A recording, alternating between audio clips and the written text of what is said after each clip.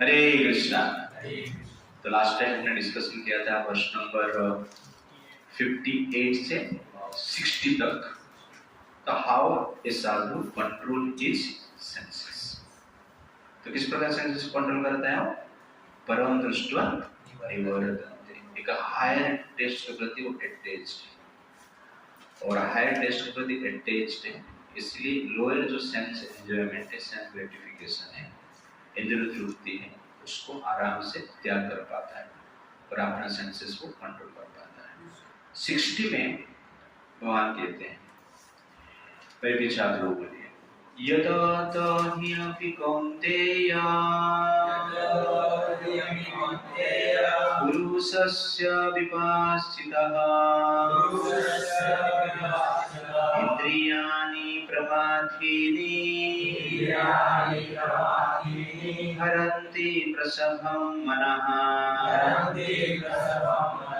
The senses are so strong and impetuous, O Arjuna, that they forcibly carry away the mind even of a man of discrimination who is endeavoring to control them. तो यहाँ पर भगवान एक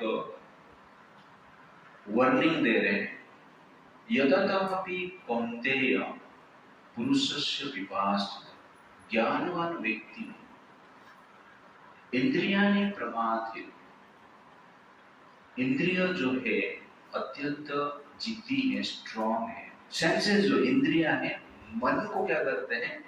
खींच लेते हैं इस प्रकार। और कभी कभी मन भी इंद्रियों को खींच लेता है। तो ज्ञानवान व्यक्ति के लिए भी इंद्रियों कंट्रोल करना डिफिकल्ट होता है। बट प्रभुपाद जी इस पर्पट में स्पेशल एक एग्जांपल देते हैं कि how does a great personality control his senses. तो यमुनाचार्य का एग्जांपल देते हैं। तो वैष्णव परंपरा में एक आचार्य हुए हैं यमुनाचार्य।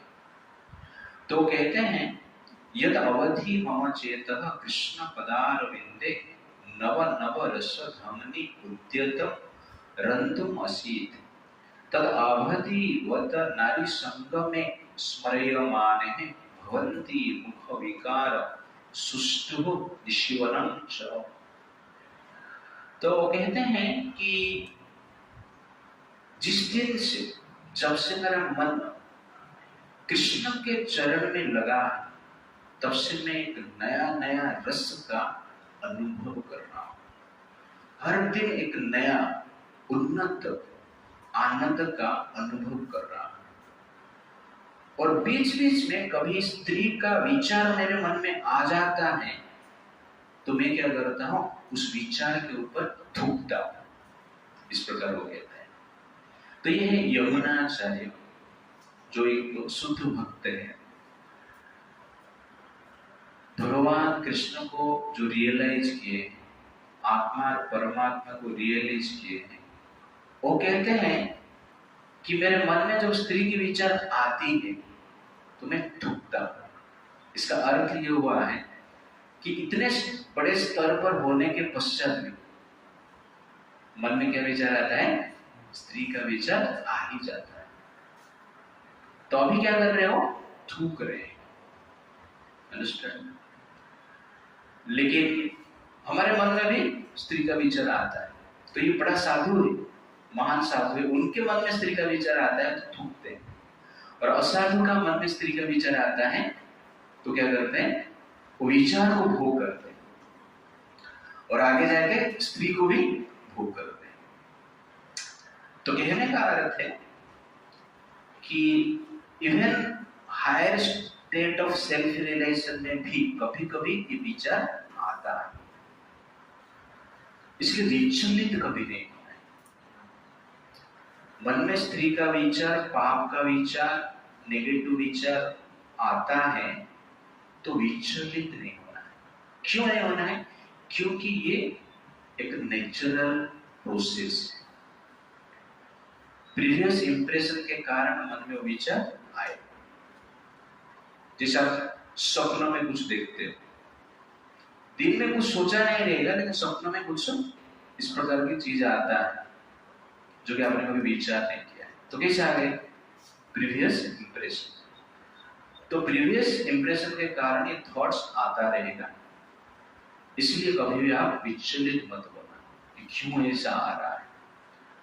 और ये निश्चित रूप से सोचना कि थॉट्स आ रहा है, लेकिन तो थॉट्स आने के पश्चात आपका भावना क्या है?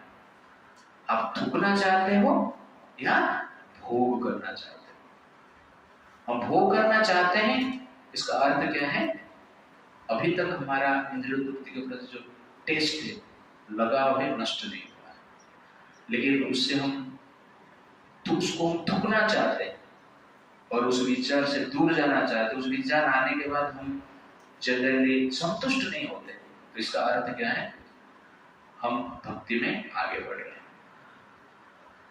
तो घर पे जब झाड़ू लगाते हैं तो धूल उड़ता है, ओके? तो आप ऐसा नहीं बोल सकते हैं, अरे जब झाड़ू नहीं लगा रहा था तो धूल नहीं उड़ रहा था, अच्छा था ये घर, अभी झाड़ू लगाया तो धूल उड़ रहा है। डर्टीनेस का अनुभव आप कर रहे हैं, वो धूल नाक में जा रहा है, खांसी भी आ रहा है। पहले तो अच्छा था, नाक में तो नहीं जा रहा था, ओके ना, खांसी तो नहीं आ रहा, ऐसा है नहीं। तो कभी कभी जप करते टाइम या कभी कभी शास्त्र पढ़ते टाइम मन में नेगेटिव विचार भी आ सकता है। तो आपको क्या समझना है? धूल उड़ रहा है, घर सफाई हो रहा है, ओके ना, क्लीन हो जाएगा। ऐसा धूल उड़ रहा है करके झाड़ू फेंक कर घर पे बैठ जाएंगे तो डर्टी थिंग जो है क्लीन नहीं होगा। ठीक उसी प्रकार नेगेटिव विचार आ रहा है करके चैंटिंग छोड़ देंगे, गीता पढ़ना छोड़ देंगे तो नेगेटिव विचार नहीं जाएगा। तो इसलिए प्रभुपाद जी एग्जाम्पल स्पेसिफिकली देते हैं, होप गिविंग एग्जाम्पल है। और ये एक लाइफ टाइम प्रोसेस, इस पर डेली हम घर पे झाड़ू मारते हैं, डेली धूल उड़ता है, वैसे ही हम डेली मन में क्या करते हैं? झाड़ू मारते हैं। उस झाड़ू को हम क्या करते हैं? क्या कहते हैं? चैंटिंग कहते हैं। और उससे जनरली हमारा मन शुद्ध होता है और पूरा क्लीन होने के बाद क्लीननेस का अनुभव हम कर पाते हैं। ठीक उसी प्रकार पूरा जब मन क्लीन होगा तब जाके स्पिरिचुअल अनुभूति होगा। तब तक हम क्या कर रहे हैं? क्लीन ही कर रहे हैं। तो क्लीन करते करते क्लीन बोल्ड मत होना, ओके ना? क्लीन करते करते क्लीन बोल्ड मत होना, बट बोल्डली हम क्या करना है? क्लीन करते रहना है। तो ये फॉलो दिस प्रोसेस, ठीक है? जनरली बाहर का भाषा में कहते हैं, नजर हटी तो दुर्घटना घटी। लेकिन स्पिरिचुअल भाषा में हम कहेंगे, नजर हटी तो दुर्घटना हटी, दुर्घटना घटी। You understand? और नजर सटी तो दुर्घटना घटी। तो जब धूल उड़ता है वो भाव के ऊपर नजर नहीं देना है, कंटेम्पलेट नहीं करना, उसको नेग्लेक्ट करके थूकते हुए छोड़ देना है। तो धीरे धीरे धूल उड़ के चला जाएगा और जो डर्टी थिंग है वो बाहर निकलेगा। तो ये प्रोसेस को क्या करना चाहिए? फॉलो करना चाहिए। प्रभुपाद यहाँ पर कहते हैं, जिस प्रकार एक भूखे व्यक्ति को सफिशिएंट ऑफ फूड देंगे, डिलीशियस फूड देंगे, पेट भरा हुआ है, तो उसके सामने दुनिया का सबसे स्वादिष्ट भोजन भी रखेंगे तो खाएगा, क्योंकि पेट भरा हुआ है। वैसे ही जो व्यक्ति भगवान के प्रति कंप्लीटली अटैच्ड है, उसका मन भरा हुआ है, तो संसार का कोई भी जो भोग है उसके प्रति वो अट्रैक्ट नहीं होता है, आकर्षित नहीं होता है। इसलिए भक्ति को हमें प्रैक्टिस करना चाहिए। तो सुबह सुबह पेट भर के खा लेने का, ठीक है नहीं? 4 बजे उठ के 16 वाला जब कर देने, पेट भर गया। अभी कॉलेज में जाओ, ऑफिस में जाओ, किधर भी जाओ, नॉनवेज आइटम मिलेगा, आएगा, पेट ऑलरेडी भरा हुआ है। अट्रैक्ट हो गया नहीं, लेकिन भूखा ही निकल गया तो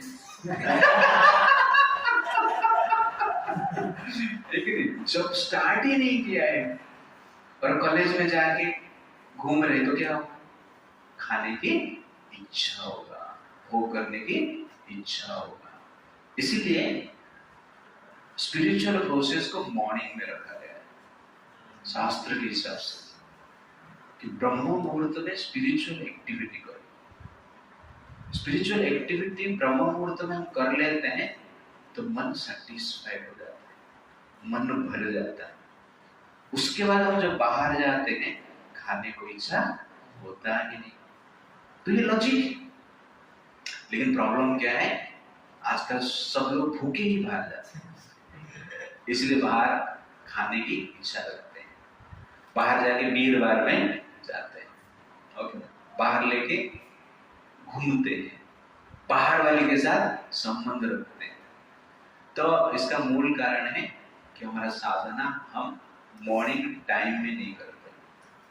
इसीलिए स्पिरिचुअल जो प्रैक्टिस है मॉर्निंग टाइम में करना है और फुल खा के जाना है, आधा भी नहीं चलेगा, पूरा पेट भर के उल्टी आने तक लेकिन खा के निकलना है। तो क्या होगा, इसको देखेंगे तो आपको क्या होगा, आपको उल्टी आएगी, इच्छा नहीं होगा खाने की। Understand the point? इसलिए ये लॉजिकल है कि मॉर्निंग में हमें अपना साधना कंप्लीट करना चाहिए। That is the point. 60 में भगवान बताते हैं ज्ञानी व्यक्ति का मन भी विचलित हो जाता है, तो फिर सेंसेस को कंट्रोल कैसे करें? तो भगवान पहले से ही बताए परम दृष्टा निवर्तन्ते, एक हायर टेस्ट लेना चाहिए। लेकिन वो हायर टेस्ट क्या है, कृष्ण अभी तक कन्फर्म नहीं किए। प्रभुपाद जी परपोर्ट में सब लिखे हैं, ओके ना, कृष्ण भक्ति के बारे में। कृष्ण अभी तक कृष्ण भक्ति के बारे में बताया ही नहीं, और 61 वर्ष में बताते हैं कि परम दृष्टा क्या है। दैट इज वर्ष नंबर 61। तानि सर्वाणि सम्यम्य तानि सर्वाणि सम्यम्य युक्तासीत मत्परः वसेहि यस्य इन्द्रियाणि तस्य प्रज्ञा प्रतिष्ठिता। One who restrains his senses, keeping them under full control, and fixes his consciousness upon me, is known as a man of steady intelligence. So this verse is very, very important verse in second chapter. अभी तक भगवान इंद्रियों control के बारे में बता रहे थे, कर्मणेव अधिकारते के बारे में बता रहे थे, योगस्थ कुरु कर्मणि इस प्रकार बता रहे थे।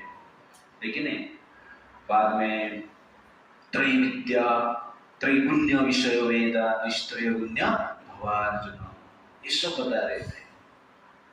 बट इन रियलिटी में सेंस कैसे कंट्रोल करेंगे वो नहीं बता रहे थे। वो कछुआ जैसे सेंस कंट्रोल करना बता रहे थे, ओके ना। ठीक है, कछुआ कर लेता है, एग्जाम्पल दे रहे थे, बट वो इजी कैसे होता है, प्रैक्टिकल में हमें क्या करना है अभी तक भगवान ने नहीं बताया।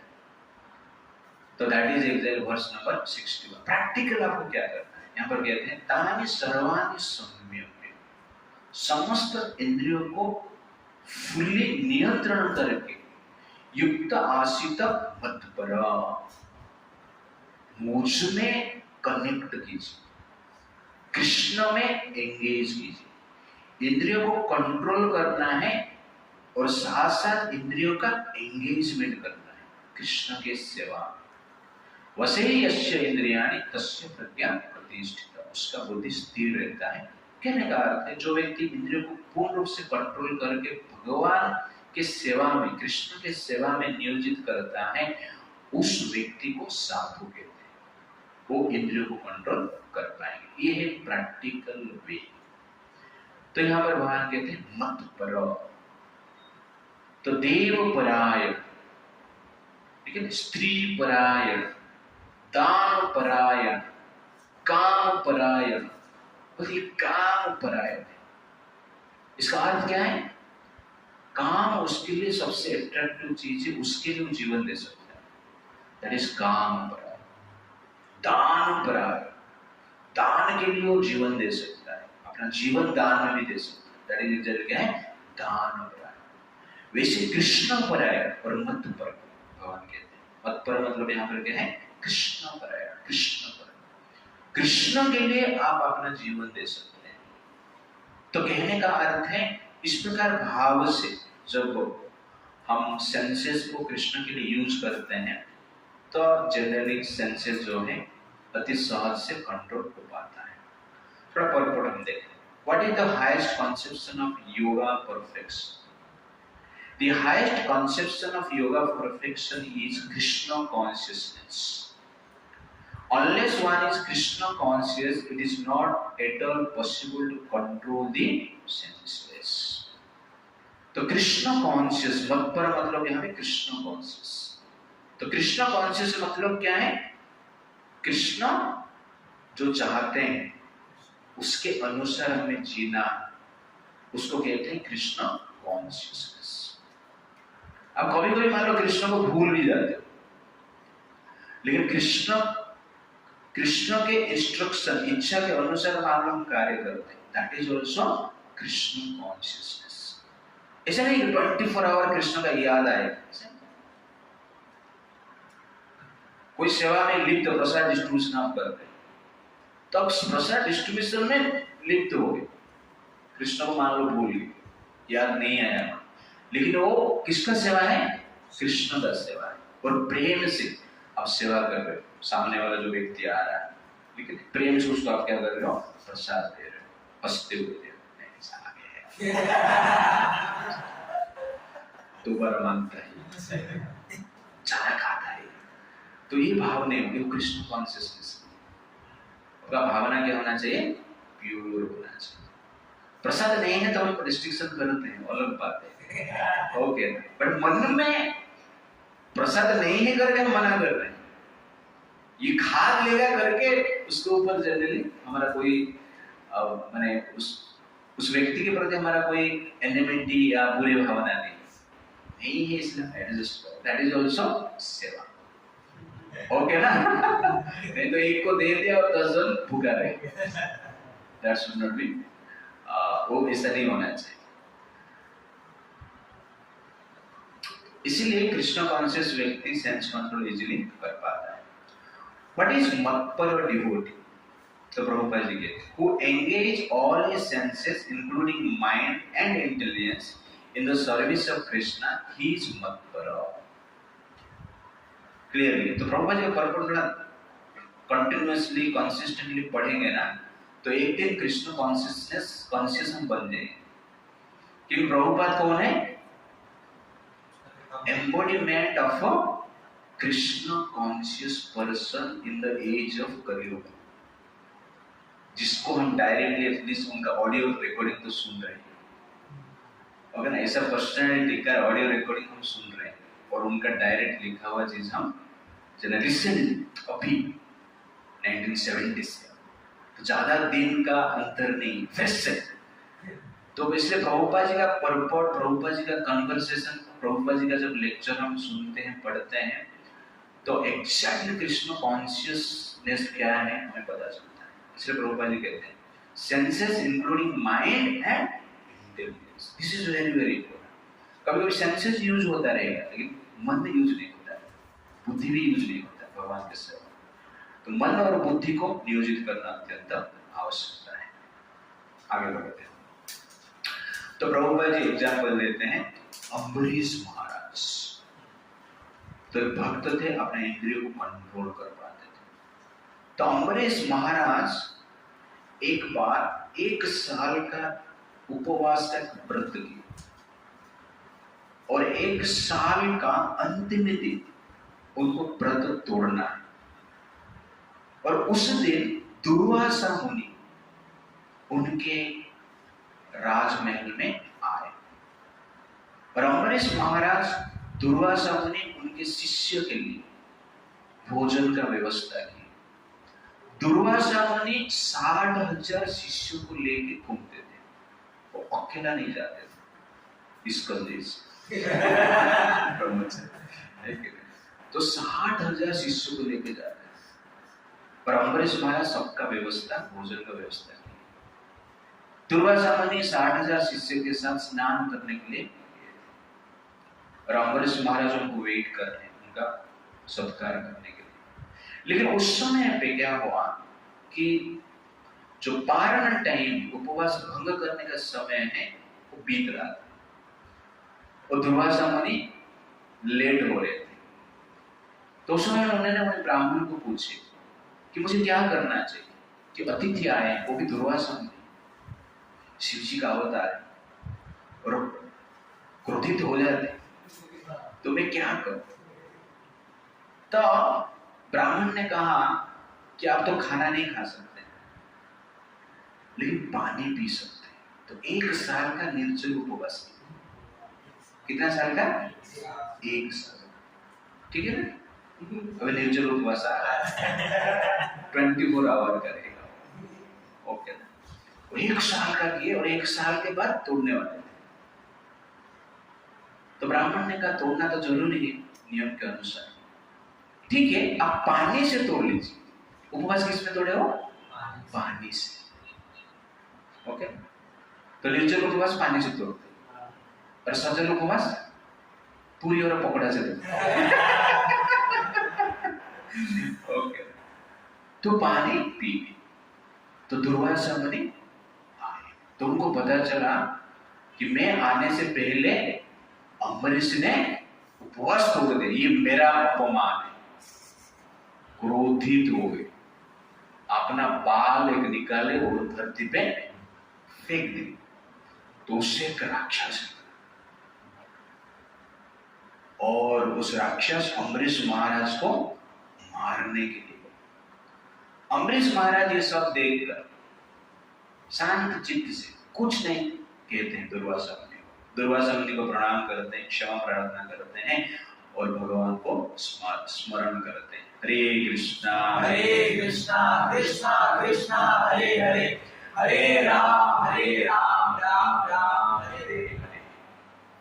तो तुरंत ही सुदर्शन चक्र वहां पर प्रकट होता है, वो राक्षस को मार देता है। मारने के बाद सुदर्शन चक्र उधर घूमता है, दुर्वासा मुनि के पास आता है। तो दुर्वासा मुनि जब सुदर्शन चक्र को देखते हैं, डर से, भय से वहां से भागते हैं। भाग के वो ब्रह्मलोक में जाते हैं। ब्रह्मा जी बोलते हैं मैं आपका क्या सेवा कर सकता हूं? दुर्वासा मुनि बोलते हैं मेरे पीछे थोड़ा देखिए। ब्रह्मा जी जब सुदर्शन चक्र को देखते हैं, बोलते हैं, दुर्वासा मुनि को प्रणाम करते हैं कि क्षमा कर दीजिए, हम आपका कुछ सेवा नहीं कर सकते। बाद में भाग कर शिव जी के पास जाते हैं, और शिव जी भी पूछते हैं आपका हम क्या सेवा कर सकते। तो दुर्वासा मुनि बोलते थोड़ा पीछे नहीं। तो सुदर्शन चक्र को देखकर शिव जी भी बोलते क्षमा कर दीजिए, हम आपका सेवा नहीं कर सकते। दुर्वासा मुनि भाग कर वैकुंठ में जाते हैं, और वैकुंठ में भी भगवान कृष्ण पूछते हैं कि हम आपका क्या सेवा कर सकते हैं। तो दुर्वासा मुनि बोलते थोड़ा पीछे दीजिए। तो उस समय पे भगवान कृष्ण कहते हैं कि हम आपका सेवा नहीं कर सकते, आपको बचना है तो अम्बरीश महाराज के पास है। फिर दुर्वासा मुनि भाग कर अम्बरीश महाराज के पास आते हैं। तो धरती से ब्रह्मलोक गए, ब्रह्मलोक से कैलाश गए, कैलाश से वैकुंठ गए, वैकुंठ से धरती पे आए। तो दुर्वासा मुनि को 1 साल लगा। कितना साल? एक साल तक भाग रहे हैं, भूखे भाग रहे, खाए नहीं। 1 साल तक रन। कितना स्पीड हुआ रहेगा सोचिए, कि सुदर्शन उनके पीछे, तो सुदर्शन का स्पीड तो बहुत बड़ा रहेगा, और दुर्वासा मुनि का भी स्पीड उतना भी बड़ा होना चाहिए, नहीं तो सुदर्शन मार रहा है। सुदर्शन थोड़ा स्लो चल रहा है। ओके ना? तो 1 साल तक भाग कर अम्बरीश महाराज के पास आते हैं, और अम्बरीश महाराज को प्रार्थना करते हैं कि आप ही मुझे बचा सकते हैं। और अम्बरीश महाराज 1 साल तक फिर से निर्जल उपवास में रहते हैं, क्योंकि मेरा अतिथि अभी तक खाए नहीं। पहला 1 साल निर्जल, बीच में थोड़ा पानी पी, फिर से निर्जल, 2 साल निर्जल। दुर्वासा मुनि जब सुनते हैं कि मेरे प्रोटेक्शन के लिए मैंने खाया नहीं करके ये 1 साल अभी फिर से निर्जल किया है, वास्तव में यही भक्त है, मैं भक्त नहीं, क्योंकि मेरा रक्षा करने के लिए ये व्यक्ति अभी तक खाना ही नहीं खाया है, और मैं थोड़ा लेट हुआ और मेरा बिना परमिशन से ये पानी पी लिया करके मैं क्रोधित हो गया, लेकिन 1 साल तक मेरे लिए वेट कर रहा है, क्रोधित नहीं हो रहा है, और मेरे प्रति द्वेष की भावना भी नहीं, मेरे प्रति पूर्ण रूप से इस व्यक्ति का प्रेम की भावना है, इसलिए अभी भी वेट कर रहा है प्रसाद प्रभु जी के साथ लेके। तो ये जनरली भक्त का कॉन्शियसनेस। तो दुर्वासा मुनि अपना सेंसेस क्रोध को कंट्रोल नहीं कर पाए, इतने बड़े ऋषि होकर ज्ञानी भी है और योग साधना में भी परफेक्ट है। सोचिए ना, बाहर निकाल के नीचे फेंकते हैं तो राक्षस बनता है, तो कितना पावरफुल रहेगा। अब थोड़ा बाहर भी निकलेगा ओके, तो राक्षस बनने के बाद इतना पावरफुल पर्सन है, पर सेंसेस को कंट्रोल नहीं कर पाए। और अम्बरीश महाराज जो कि गृहस्थ है, राजा है, लेकिन कृष्ण भक्ति के कारण सेंस को कंट्रोल कर रहा था। बाद में सुदर्शन को कहते हैं कि आप इनको क्षमा कर दीजिए, तो उसके पश्चात सुदर्शन जी वहां पे अंतर ध्यान हो जाता। तो कैसे संभव होता है? परम दृष्ट्वा निवर्तते, कि भगवान के सेवा में एक प्रकार की दिव्य आनंद का अनुभव होता है, ये एक्सपीरियंस ये सब लोग नहीं कर पाए। एक बार क्या हुआ, एक पादरी हिमालय में आया, एक साधु को मिला, साधु वहां पर तपस्या में बैठा था, कृष्ण के ऊपर ध्यान कर रहा था। उस साधु ने उसको पूछा कि व्हाट इज लाइफ? साधु ने कहा life means meditation on Krishna, life means chanting Hare Krishna, life means drinking jharna water, life means eating fresh fruits from the trees in Himalaya, life is bliss। तो पादरी ने कहा लेकिन life is not bliss, life is painful. तो साधु ने कहा I am speaking about my life, not your life। Okay, तो this is actually क्या है? Experience। तो spiritual life जो है एक अनुभूति, बुद्धि से spiritual अनुभूति आप नहीं कर पाएंगे और मन से नहीं कर पाएंगे, इंद्रिय से भी नहीं कर पाएंगे। ये एक अनुभव है, एक समय पे आपको प्राप्त होगा और बीच बीच में भी आपको प्राप्त होता रहेगा। हरे कृष्ण में आप आए हैं तो एक प्रकार की स्पेशल आनंद का अनुभव आप लोगों ने किया रहेगा। बाद में होता नहीं, अलग बात है, ओके, लेकिन वो आनंद को याद करके लगता है एक दिन ऐसा होगा। वो होप में हम क्या करते हैं, चलते हैं। और भगवान जानबूझ कर क्या करते हैं, थोड़ा स्पिरिचुअल ब्लिस जो है हर व्यक्ति को देते हैं, जो भी हरे कृष्ण में नया हो, पुराना हो, कोई भी हो, डाकू हो, गुंडा भी हो, उसको आनंद प्रदान करते हैं भगवान, क्योंकि वो आनंद के कारण क्या करेगा, आगे कृष्ण भक्ति करने की प्रयास करेगा। तो अम्बरीश महाराज का लाइफस्टाइल कैसे था? प्रभुपाद जी पर पढ़ लिखते हैं, स वै मनः कृष्ण पदारविन्दयोः वच्चांसि वैकुण्ठ गुणान् वर्णने करो हरेर मंदिर मार्जनादिषु श्रुतिं चकार अच्युत सत्कथाउदये मुकुंद लिंगलया दर्शने द्रष्टो तद्भृत्य गात्र स्पर्शे अंग संगमम् घ्राणं च तत्पाद सरोज सौरभे श्रीमन्तुलस्य रसनं तदर्पिते पादौ हरे क्षित्र पदानुसर्पणे शिर ऋषिकेश पदाभिवन्दने कामं च दास्य न तु कामकाम्यया यथा उत्तम श्लोक जनाश्रयरतिः। तो इसको हम याद करेंगे अपना सेशन बाद में, ठीक है ना। बट सुंदर वर्ष है। तो दुर्वासा मुनि तपस्या कर रहे थे जंगल में जाकर, एक पैर में खड़ा होकर, कभी खाते नहीं थे, कभी नहीं खाते, कभी पीते नहीं थे, इस प्रकार तपस्या कर रहे थे।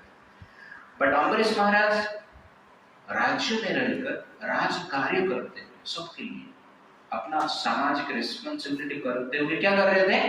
सवै मना कृष्ण पदार विंदय, उनका जो मन कृष्ण के चरण कमल पे ही रहता।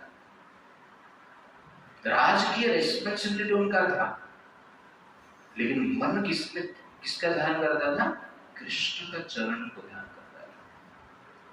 वचांसि वैकुंठ गुणानुवर्तन, इसलिए मन को स्मरण के लिए यूज करना है, वाणी को भगवान का गुणगान करने के लिए यूज करना है। इसलिए एंड में हमारा श्रवण प्रभु आज थोड़ा गुणगान करेंगे, ठीक है ना, प्रेजेंटेशन देंगे 5 मिनट का, ठीक है ना। हमारा जो लास्ट टाइम हमने डिस्कशन किए थे उसको हमने कर नहीं पाया, बट करेंगे अभी। तो वंशांश वैकुंठ गुणानुवर्तन, वाणी को भगवान के बातचीत में लगाइए। जब हम मिलते हैं कृष्ण के बारे में चर्चा करना चाहिए। क्या कौन से श्लोक याद किए ऋतु आज बता दो, ठीक है। तो ये डिस्कशन होना चाहिए। करो हरेर मंदिर मार्जनादिश, जो करो हाथ है भगवान के मंदिर को मार्जना करने में, साफ सफाई करने में, भगवान के सेवा करने में हाथ को नियोजित करना। जैसे हमारा आलोक प्रभु तो इनिशिएटिव लिए थे बीच में, जनरली हमारा मंदिर को अल्टर को साफ सफाई करना, नया जो सब कुछ बनाया, तो बीच में आलोक प्रभु की सेवा कर रहे थे। दिस इज एक्चुअली करो हरेर मंदिर मार्जना आदिश, और प्रभुपाद जी अभी सेवा चल रहा है, तो हाथ को भगवान की सेवा में नियोजित करते हैं। श्रुति चकर अच्युत सत कथा होते, और श्रुति है कान है, भगवान के गुण चरित्र सुनने के लिए, हरि चरित्र सुनने के लिए कान को यूज करना चाहिए, नारी चरित्र सुनने के लिए यूज नहीं करना चाहिए। ज्यादातर लोग आजकल के हैं नारी चरित्र सुनते हैं, लेकिन हरि चरित्र नहीं सुनते हैं। मुकुंद लिंग लया दर्शनीय दृश्य, और भगवान का जो मूर्ति है, डीटी रूप है, उसके लिए आंखों को यूज किया जाता है। सब कुछ रिप्लेसमेंट है, हर अंग का क्या है?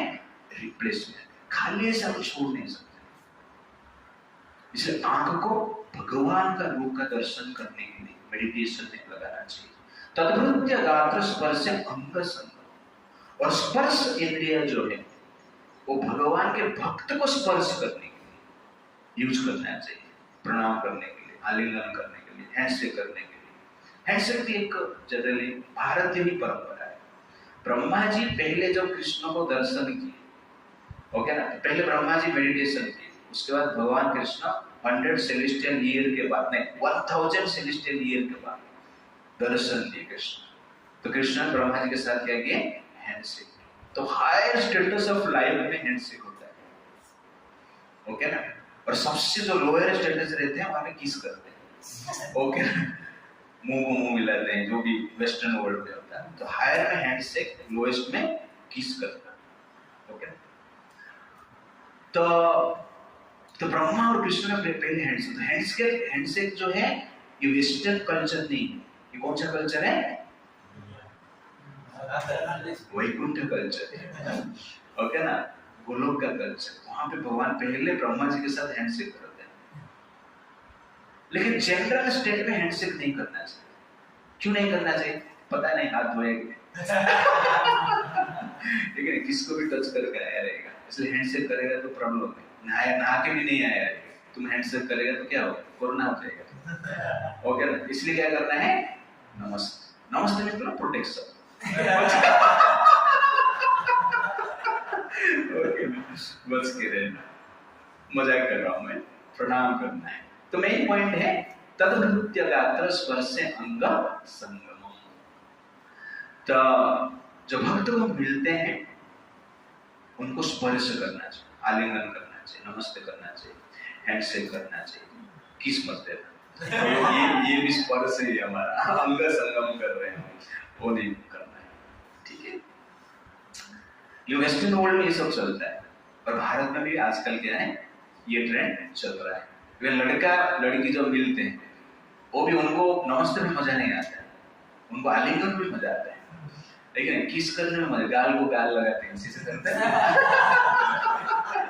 अब देखेंगे तो अभी इटली मोदी जी गए थे, तो मोदी इटली का जो प्राइम मिनिस्टर है, कौन है, मेलोनी ना, हाँ, मेलोनी ने मोदी को देखे तो क्या किया, नमस्ते। लेकिन ऋषि सुनक को, यूके का प्राइम मिनिस्टर जो देखे तो क्या किए, गाल को गाल मिला, चीख को चीख मिला, इस प्रकार आप देखे। तो ये भारत का स्पेशल कल्चर है। घ्राणम च तत्पाद सरोजम सौरभे, और घ्राण भगवान को अर्पित जो फूल है उसको क्या करना चाहिए, हमें सूंघना चाहिए। तो कभी भी मंदिर में आते हैं तो फूल भगवान को अर्पण जो किया गया है उसको सूंघना चाहिए। ऐसे आप जो अर्पण कर रहे हो उसको सूंघ के अर्पण होता है। अर्पण होने के बाद पुजारी से मांग सकते हैं, और उसको हम क्या करना चाहिए, सूंघना चाहिए, डेली पॉकेट में रख के धीरे धीरे सूंघना चाहिए। उड़ीसा में कान के साइड में ऐसा रखते हैं, ओके ना, तो ऐसा जनरली आप कर सकते हैं। श्रीमद तुलसी रसनम तदर्पिते, और तुलसी जो पत्ता है उसको हम क्या कर ले सकते हैं, खा सकते हैं, टेस्ट कर सकते हैं, और भगवान का प्रसाद भी टेस्ट कर सकते हैं। पादान हरे क्षेत्र पदान सर्पणे, और पैर को भगवान के जो धाम है यात्रा करने के लिए, इस्कॉन टेम्पल में आने के लिए, वो भी धाम यात्रा है। अब घर से जब इस्कॉन मंदिर में आते हैं, जो पद है उसका प्रॉपर यूज होता है, जिसका perfection of utility of lake. क्षीर ऋषिकेश पदाभिवंदनी, और भगवान कृष्ण को प्रणाम करना, ठीक है ना, सर झुका के प्रणाम करना, दंडवत प्रणाम करना, षष्टांग प्रणाम करना, पंचांग प्रणाम करना, ये जनरली सिर का कार्य है। तो लोग सोचते सिर का कार्य मतलब क्या है, कुछ तो हट के सोचना है, इंटेलेक्चुअल कार्य करना है, कुछ इन्वेंशन करना है। तो जो साइंटिस्ट ने स्मार्टफोन बनाया है वो नरक में जा सकता है, कंपल्सरी जाएगा। लेकिन जो व्यक्ति भगवान के मंदिर में आकर भगवान के सामने सर झुकाया, इतना ही कार्य किया, वो कहाँ पे जाएगा, वैकुंठ में जाएगा। तो सर का ये प्रॉपर यूज, सर का यूज बुद्धि का प्रयोग नहीं करना है, सर का यूज क्या है, भगवान के प्रति समर्पित होना है, सर झुकाना है। सर झुकाना सबसे महत्वपूर्ण यूज है सर का। सर उठाना नहीं। तो इस्कॉन में भक्ति में झुकेंगे तो टिकेंगे, भक्ति में झुकेंगे तो टिकेंगे, और झुकेंगे नहीं तो क्या है, मिटेंगे। तो ये झुकना अत्यंत आवश्यकता है। अम्बरीश महाराज ने क्या किया, झुक गए। दुर्वासा महाराज मुनि ने क्या किया, सर उठाए और झुक के, इसलिए उनका गुणगान भगवान भी करते हैं। भगवान बोलते मैं तुम्हारा रक्षा नहीं कर सकता, रक्षा कौन करेगा, अम्बरीश। भगवान वहां पर बोलते मैं साधु का हृदय में रहता हूँ और साधु मेरे हृदय में रहते हैं। साधु के सिवा मुझे कुछ पता नहीं और साधु को मेरे सिवा कुछ पता नहीं। इस प्रकार कहते हैं साधवम हृदयम मह्यम। और दुर्वासा मुनि भी एक साधु, लेकिन क्या बोल रहे हैं, साधवम हृदयम मह्यम, साधु के हृदय में रहता हूं, अम्बरीश महाराज के हृदय में रहता हूं, आपका हृदय में। इस प्रकार वो कहते हैं कामम च दास्य न तो काम कामया। और जो इच्छा है, भगवान की इच्छा को पूर्ति करने के लिए यूज करना चाहिए। यथा उत्तम श्लोक जनाश्रय प्रति। इस प्रकार जनरली अम्बरीश महाराज अपना समस्त इंद्रियों ठीक है भगवान के सेवा में नियोजित करते। दिस इज कॉल्ड परम दृष्टा निवर्तते। तानि सर्वाणि संयम्य युक्तासित मत्पर। इसका एक्सप्लेन करने के लिए प्रभुपाद जी ने अम्बरीश महाराज का एग्जाम्पल दिया। तानि सर्वाणि, हर इंद्रियों को नियंत्रण करना है। खाली नियंत्रण करेंगे तो नहीं हो। खाली अपने नियंत्रण ऐसा कर दिया कि मुझे लड़के नहीं दिखना है, बस ऐसा 1 साल तक घर पे ही रहा। 1 साल बाहर गया तो 12 को शादी करके ले गए। तो क्या है, भूखा है, भूखा। इसलिए क्या है, इंद्रियों को कंट्रोल करना मतलब भौतिक भोग से दूर रहना है, साथ साथ उत्तासित कृष्ण के सेवा में एंगेज करना है। ये परफेक्शन है, ये सेंस कंट्रोल। केवल इंद्रिय वस्तु को त्याग देना सेंस कंट्रोल नहीं। इंद्रिय वस्तु को त्याग करना है, कृष्ण में इंद्रियों को नियोजित करना है। वो क्या है, perfect sense control. Otherwise sense control नहीं हो सकता है। दिस इज एग्जैक्टली परम दृष्ट्वा निवर्तते। That is the point. उसके बाद क्वेश्चन है, मान लो ऐसा कोई व्यक्ति जो कि कृष्ण भक्त ही नहीं, कृष्ण को अट्रैक्टेड नहीं, वो कहता कि मैं ज्ञान से और योग से सेंस कंट्रोल करूंगा, वो संभव नहीं। इसीलिए भगवान क्या कहते हैं कि मेरे ऊपर ध्यान करो, मेरे में इंद्रियों को एंगेज करो। जो कृष्ण में इंद्रियों को एंगेज नहीं कर पाते, जो कृष्ण परायण नहीं है, वो क्या है, विषय परायण। जो कृष्ण परायण, जो विष्णु परायण नहीं है, वो विषय परायण है। विषय के पीछे मरते। तो आपके पास तो एक ही ऑप्शन है, 2 ऑप्शन, या कृष्ण के पीछे मरो या विष्णु के पीछे मरो। एक बार एक हस्बैंड ने वाइफ ने पूछा कि हम लोग को एक अच्छा स्पॉट में जाना चाहिए, दुनिया का सबसे अच्छा स्पॉट में जाना चाहिए। तो हस्बैंड बोल रहे हैं, हाँ एक अच्छा स्पॉट मुझे पता है। कौन सा है? ना कब्रिस्तान, वहां पे जाना चाहिए। क्यों जाना चाहिए कब्रिस्तान? ना वहां पे जाने के लिए सब लोग मरते हैं, इसलिए हम वहां पे जाएंगे। Okay, it's like that. तो कहने का अर्थ है कि सब लोग ऐसा मरना चाहिए, इसलिए कृष्ण के लिए। लेकिन जो विष्णु परायण नहीं है, ऑटोमेटिकली वो कौन सा परायण हो जाता है, विषय परायण हो जाता है। जो कृष्ण में जो ध्यान नहीं है, उसका ध्यान कहाँ पे रहता है, विश्व में रहता है। That is verse number 62 and 63। ध्यायत विषयान् पुंसः संगतेषु उपजायते, संगात् संजायते कामः, कामात् क्रोधोऽभिजायते, क्रोधात् भवति सम्मोहः, सम्मोहात् स्मृतिविभ्रमः, स्मृतिभ्रंशात् बुद्धिनाशः, बुद्धिनाशात् प्रणाश्यति। Translation: while contemplating the objects of the senses, a person develops attachment for them, and from such attachment lust develops, and from lust anger arises. From anger complete delusion arises, and from delusion bewilderment of memory. When memory is bewildered, intelligence is lost, and when intelligence is lost, one falls down again into the material pool. तो सुंदर वर्ष से भगवान 8 point यहाँ पर बताते हैं। ये जनरली क्या है, 8 स्टेप्स ऑफ फॉल डाउन। व्यक्ति का पतन का 8 स्टेप होता है। जो विषय के ऊपर ध्यान करते हैं तो उसका पतन हो जाता है।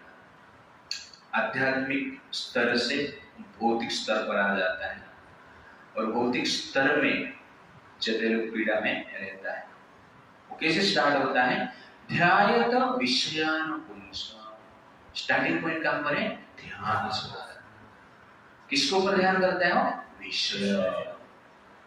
तो आपका ध्यान विषय के ऊपर होता है, परिणाम क्या है, संगतेषु प्रजायते। विषय के ऊपर आप ध्यान कर रहे हो, मेडिटेशन कर रहे हो या कंटेम्पलेशन कर रहे हो, संगतेषु प्रजायते, तो अटैचमेंट आपको बढ़ता है विषय के प्रति। इसलिए विषय के प्रति अटैचमेंट को दूर करना है, आकर्षण को दूर करना है, तो आपको क्या करना पड़ेगा, ध्यान ही मत करो।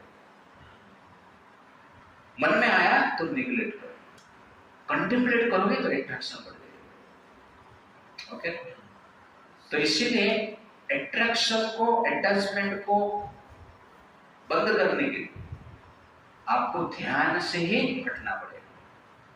तो संसार में जा रहे हैं, घूम रहे हैं, कॉलेज में जा रहे हो, कोई लड़की दिखी तो ठीक है, दिख गया, थोड़ी ऐसा आंख बंद करके घूमेगा पूरा कॉलेज में, जो किसको देखना नहीं। प्रभु जी ने बोला कि ध्यान मत करना, आ जाएंगे सामने, ठीक है, और पूरा कॉस्मेटिक के साथ, फैशन के साथ आपके सामने आएंगे, लेकिन आपको क्या करना है, मन से हटाना है, ध्यान नहीं, कंटेम्पलेट नहीं करना उसको। बार बार आएगा मन में तो उसको डिलीट कर देना, जितने बार आएगा उतने बार क्या करना है, डिलीट करना है। तो अट्रैक्शन नहीं, अटैचमेंट नहीं, तो सेंस कंट्रोल लीजिए। तो पहला है मेडिटेशन, मेडिटेशन के बाद अट्रैक्शन। संगा संजयते काम,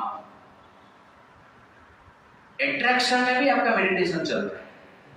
मेडिटेशन किया, अट्रैक्शन बढ़ गया और मेडिटेशन आपका स्ट्रॉन्ग है, क्या होता है, संगा संजयते काम। काम मतलब obsession, strong desire for enjoyment है।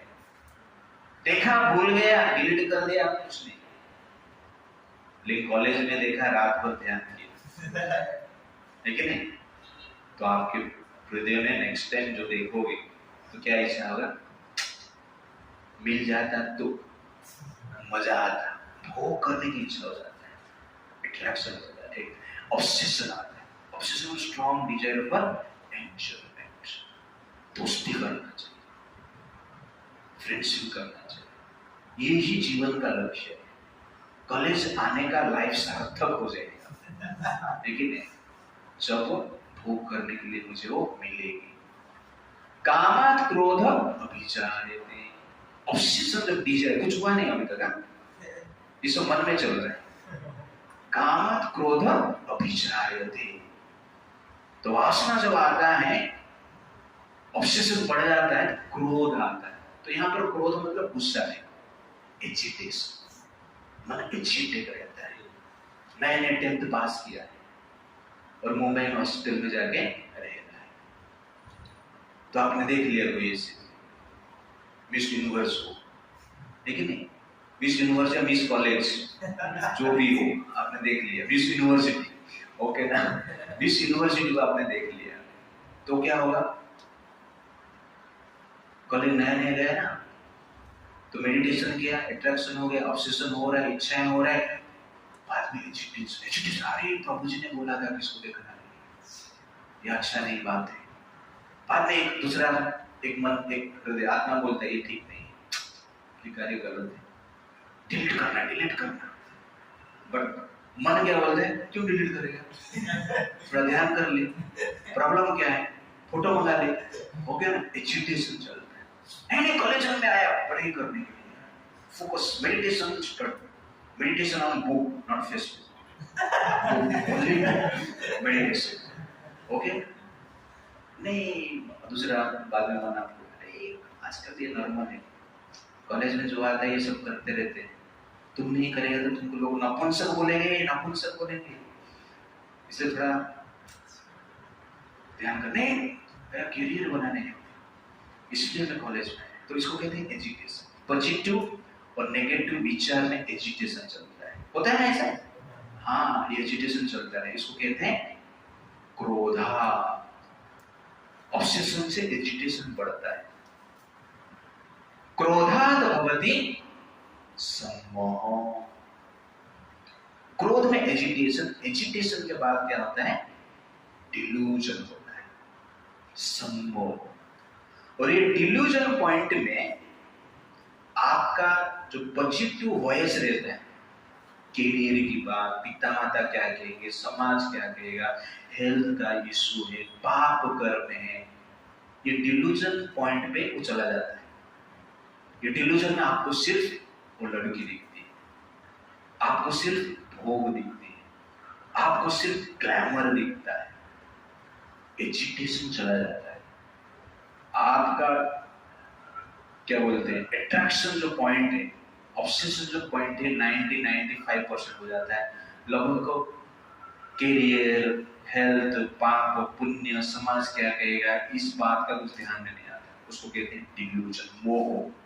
क्रोधात् भवति सम्मोह, सम्मोहात् स्मृति विभ्रमः। तो सम्मोह के बाद क्या होता है? आपका जो मेमोरी है, पॉजिटिव मेमोरी, उसको आप क्या करते हो? नेग्लेक्ट करते हो। अरे क्या है सेंस कंट्रोल, ऐसा कोई होता है क्या सेंस कंट्रोल करके कुछ? ये भक्ति क्या है? ये आवश्यकता नहीं, ये टकले लोगों को कुछ काम धंधा नहीं, इसलिए भक्ति करो, ये करो, सेंस कंट्रोल करो बोलते हैं। जीवन मतलब क्या करना है? भोग करना। This is the goal of life. Goal of life is काम उपभोगा परमाः। परम गोल जीवन में क्या है? राम नहीं, काम है। अच्छा, आप करना जीवन का लक्ष्य। जीवन थोड़ा समय के लिए मिला है, क्या पता अभी जाके एक्सीडेंट हो सकता है, अभी मजा करें। दैट इज एक्चुअली क्या है? स्मृति विभ्रम। जो वैदिक स्मृति, वैदिक शास्त्र का जो कल्चर है, वो हमारा नष्ट हो जाता है। स्मृति भ्रम सा बुद्धिनाश। अब वैदिक कल्चर को आप ध्यान नहीं देते, उतना इंपोर्टेंट नहीं है आपके कोर्स, तो बुद्धिनाश हो जाता है। बुद्धिनाश मतलब बुद्धि नष्ट हो जाता है। Destruction of intelligence. Destruction of intelligence मतलब क्या है? बुद्धि नेगेटिवली कार्य करता है। तो ये पॉइंट में व्यक्ति क्या करता है, लड़के क्या करते हैं? फोन नंबर कैसे मिले, बुद्धि लगाता है। अभी तक क्या चल रहा था? माइंड में सब चल रहा था, ओके ना? स्मृति ब्रह्मसात तक, स्मृति ब्रह्मसात बुद्धि नाश। यहाँ पे बुद्धि कहां पे लग गया? प्लान कर रहे हैं, फोन नंबर कैसे मिलेगा, ये लड़की कौन है, कहां से आती है, कितना भाई बहन है, क्या करते हैं, रिस्क है कि नहीं, रिस्क है तो कितना रिस्क लेना पड़ेगा, कैसे रिस्क लो, दोस्त के साथ एक ग्रुप बनाओ, ओके ना? अब इसको तो पकड़ना ही। बुद्धिनाश, बुद्धि नेगेटिवली कार्य करता है, प्लान करता है, फोन नंबर लेता है प्राप्त करने के लिए, सेंस ऑब्जेक्ट। फोन नंबर मिल गया, प्लान हो गया। फोन नंबर नहीं मिला तो बात भी करने के लिए आपका साहस आ जाता है, ओके ना? आपको तो मिलना ही, बात तो करना ही, फंसाना ही, तो उसके लिए आप प्लान करते, बुद्धि लगाते। That is बुद्धिनाश। बुद्धिनाश मतलब ओरिजिनल बुद्धि, जो प्रोटेक्शन जो बुद्धि है, सेंस एंजॉयमेंट से बचने की जो बुद्धि है, वो नष्ट हो जाता है, बुद्धिनाश। तो दो प्रकार का बुद्धि है, डिस्ट्रक्टिव इंटेलिजेंस, एक कंस्ट्रक्टिव इंटेलिजेंस। तो यहाँ पर कंस्ट्रक्टिव इंटेलिजेंस नष्ट हो जाता है, इसको कहते हैं बुद्धिनाश। कोई बुद्धि जो है डिस्ट्रॉय करता है। बुद्धिनाशात् प्रणाश्यति। आपने प्लान कर लिया, नंबर लिया, या डायरेक्टली बात किया, डायरेक्ट आप गुलाब फूल लेके जाते हो, फूल देते हो, आई लव यू, बुद्धिनाशात् प्रणाश्यति। लेकिन आप मेरे साथ फ्रेंडशिप करना चाहते हो? कुछ ऐसा पूछते हैं, मुझे इतना पता नहीं कैसे थोड़ा ऐसे इमेजिन किया। हम अपना कॉलेज के रेट में क्या बोलते हैं, देखते नहीं, लेकिन देखना भी थोड़ा शर्म आता था। तो उस समय का बात है, 2001, 2, 3 ऐसा उस समय की बात। बट अभी अलग हो गया। बुद्धिनाशक प्रणनासिक, आप मिलते हो, आई लव यू बोलते हो, एम्ब्रेस करते हो, घुमाते हो, नाचते हो, गाते हो, और एंड में क्या करते हो, सब कुछ कर लेते हो, प्रणनासिक पतन हो जाता है। तो ये 8 स्टेप्स से पतन होता है। पहला मेडिटेशन, सेकंड मेडिटेशन और contemplation, second attraction, third obsession, fourth agitation, fifth delusion, sixth deviation, स्मृति भ्रमस, डिविएशन, बाद में डिस्ट्रक्शन, बुद्धिनाश, बाद में डिग्रेडेशन। पता तब याद इस पर simple rhyming, contemplation, attraction, obsession, agitation, delusion, deviation, destruction and degradation. तो इस प्रकार जनरली आप याद रखें। तो ये 8 स्टेप में एक जीव का क्या होता है, पतन होता है। इसलिए सेंस कंट्रोल करना है। पहला पॉइंट क्या है, ध्यायते विषयान पुंसो, विश्व को निकाल, ध्यायते विष्णु पुंसो, भगवान के ऊपर ध्यान करो। अम्बरीश महाराज का जैसा सवै पुंसो सवै मन पदार्थ। तो ध्यान में विष्णु होता है तो डिग्रेडेशन नहीं होता है, इलेवेशन होता है, पतन नहीं होता है। तो ध्यान किसके ऊपर करना चाहिए, हमें विष्णु के ऊपर करना चाहिए। विष्णु के ऊपर ध्यान करते हो तो डिग्रेडेशन होगा ही होगा। इसलिए ध्यान करना ही बंद करो, कंटेम्पलेशन करना ही बंद करो। That is very very important. और कंटेम्पलेशन करना बंद कैसे करेंगे? एक बार क्या हुआ, एक राजा अपना सैनिक को लेके जंगल में टेंट लगा के सोया था। एक साधु उसके टेंट के ऊपर चढ़ गए। रात में टेंट के ऊपर साधु चढ़ गए। राजा अंदर से बोला, अरे कौन चढ़ा है ऊपर, क्यों, क्या कर रहे हो उधर? तो साधु बोलता है, महाराज मैं ऊंट ढूंढ रहा हूं। तो महाराज ने, टेंट के ऊपर ऊंट कैसे आएगा? टेंट के ऊपर तो ऊंट मिलता है कि? साधु ने कहा कि आपको स्त्री में मजा मिलता है, पावर में मजा मिलता है, युद्ध करने में मजा मिलता है, भोग में, भोग्य वस्तु में मजा मिलता है, तो टेंट के ऊपर ऊंट क्यों नहीं मिलेगा? तो ये महाराज का आश्चर्य हो गया, ये साधारण व्यक्ति नहीं हो सकता। तो बाहर आया, देखा कौन है, तब तो साधु भाग गए। तो उसको थोड़ा ज्ञान मिला, सचमुच यार टेंट के ऊपर ऊंट तो मिलने वाला नहीं, विशेष क्रिया में भी मजा नहीं है, अल्कोहल में भी मजा नहीं है, दारू में इंटॉक्सिकेशन में मजा नहीं है, पावर पोजीशन में मजा नहीं है। तो सच है यार, सच बोल के गया। जिसे टेंट के ऊपर ऊंट असंभव है, वैसे ही संसार में सुख नहीं है। उसके उस दिन से उसके मन में थोड़ा ज्ञान की भावना है, हर दिन हर पल ऐसा सोच रहा था। रात का इंसिडेंट था, इसमें मन में आता था, क्योंकि एक्सपीरियंस है, जो बोल के गया वो मैंने एक्सपीरियंस किया, इसमें भी मजा नहीं, आनंद है ही नहीं। इस प्रकार वो विचार कर रहा था, कितना दिन राजकार्य संभाल रहा था। अचानक एक दिन वो साधु आश्रम उस महल में आया। महल में आकर राजा को बोला, महाराज मुझे ये गेस्ट हाउस में रहना है। क्या बोला? Guest house? ये गेस्ट हाउस नहीं है, ये महल है, राजमहल है, मेरा राजमहल है। गेस्ट हाउस की जरूरत नहीं, गेस्ट हाउस ही है। तो महाराज नहीं, गेस्ट हाउस कैसे हो सकता है, तुम पागल हो गया क्या? मैं पागल नहीं, आप ही पागल हैं। आप गेस्ट हाउस को राजमहल बोल रहे हो, किसी गेस्ट हाउस से? मैं राजा हूं, सिंहासन पर मैं बैठा हूं, मेरा राज्य, मेरा महल है। साधु ने कहा, महाराज आपसे पहले सिंहासन के ऊपर कौन बैठा था? मेरे पिताजी बैठे थे। पिताजी से पहले कौन बैठा था? ना उनके पिताजी बैठे, उनके पिताजी से पहले कौन बैठा था? ना उनका पिताजी बैठे थे। तो फिर क्या हुआ? ये गेस्ट हाउस हुआ ना, जो बैठा था छोड़ के चला गया। आप बैठे, आप भी छोड़ के चला जाए, उसके बाद मैं बैठने वाला। तो ये जो राजा ने सुना वो कंफ्यूज हो गया, बोले साधु वही रहेगा, टेंट वाला है। तुरंत राज सिंहासन उठता है, शरण स्पर्श करता है, और कहता है कि आप मेरा आंख खोल दें। आज मुझे समझ में आ गया कि संसार में सुख नहीं है और संसार मेरा नहीं। इस संसार का मैं क्या है, गेस्ट, और संसार का ओनर कौन है, कृष्णा। इसलिए आज से मैं क्या करूंगा, मेरा जीवन और मेरा संपत्ति किसके लिए यूज करूंगा, कृष्ण के लिए यूज करूंगा। तब से वो ध्यायते विष्णु, भगवान के ऊपर ध्यान, और भगवान के ऊपर जो ध्यान करते हैं इंद्रिय तृप्ति से हम बचते हैं और हमारा उत्थान होता है। और संसार में जो हर चीज है भगवान के लिए यूज करना चाहिए। प्रभुपाद पढ़ने देते हैं, why is without Krishna consciousness sense control impossible?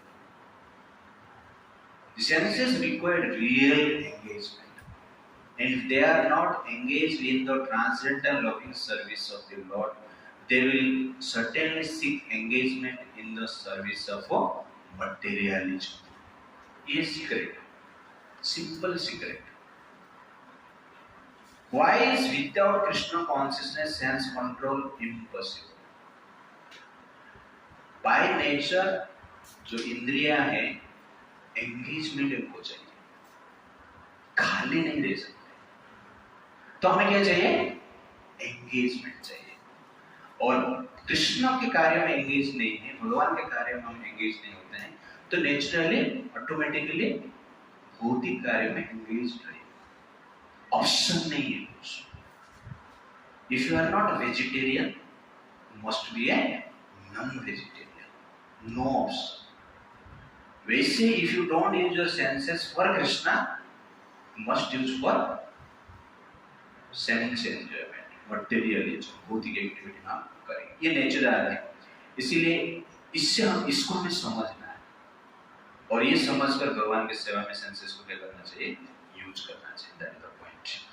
Why does artificial repression fails to control senses? क्यों आर्टिफिशियल रिप्रेशन सेंस को कंट्रोल नहीं कर रहा? कितना देर तक कंट्रोल करके रखेगा? बिना खाना खा के कितना देर तक रह सकता है? भूखा नहीं रह सकते। सिर्फ पेट को ही भूख नहीं लगता है, आंख को भी भूख लगता है। आंख का आहार क्या है, रूप। हाँ लगा दे। तो आंख का आहार क्या है, रूप। रूप का ही भूखा है। कान भूखा है, इसलिए म्यूजिक के लिए, सॉन्ग के लिए, टॉक्स के लिए, कुछ तो सब्जेक्ट को सुनना चाहता है, भूखा है। जीवा स्वाद का भूखा है, नाक गंध का भूखा है, स्किन सेक्स का भूखा है, स्पर्श का भूखा है। तो ये सब भूखे हैं। सिर्फ आपको लग रहा है कि पेट भी भूखा है, पेट भूखा ही नहीं। पेट में आप डायरेक्ट कुछ भी डालो पेट भर जाए, बाकी सब इंद्रिया भूखे। पेट के लिए संसार में फाइटिंग्स नहीं हो रहा है, ज्यादातर फाइटिंग पेट के लिए नहीं हो रहा है, ज्यादातर मर्डर पेट के लिए नहीं हो रहा है। किसके लिए हो रहा है, रूप के लिए हो रहा है। नेगेटिव कुछ सुनते हैं उसके लिए हो रहा है, कुछ बोलते हैं वाणी के लिए हो रहा है, अंडरस्टैंड, और सेक्स के लिए हो रहा है।